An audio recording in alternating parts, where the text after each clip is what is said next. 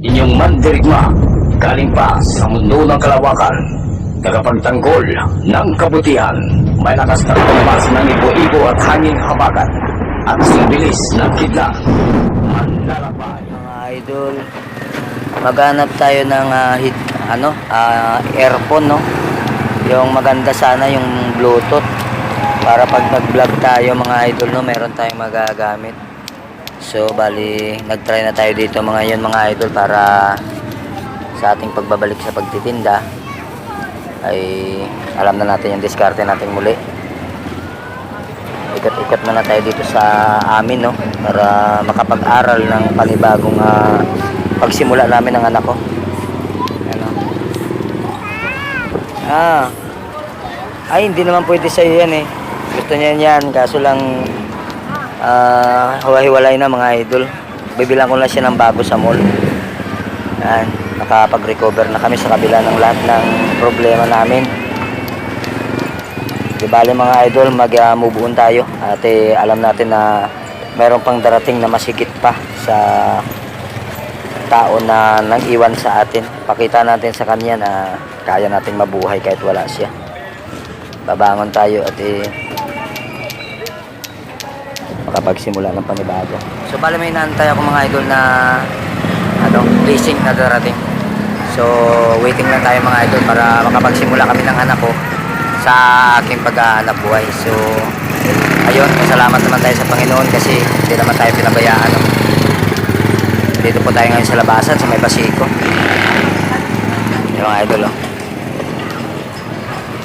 Dito po kami sa labasan mga idol, no? Dito po yung mga buraot.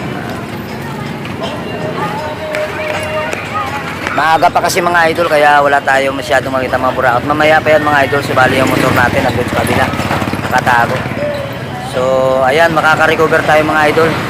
Lalaban tayo sa ating hamon ng buhay sa kabila ng mga problema na ating dinaranas. Simula tayo mga idol. Babangon tayo.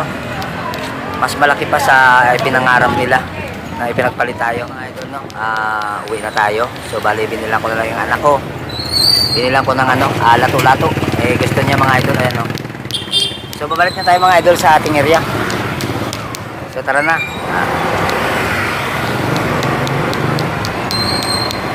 Uwi na po tayo sa bahay kasi magpapahinga tayo mga idol at nakatapos na rin tayo ng ikot sa pasyal-pasyal para mawala yung ating problema.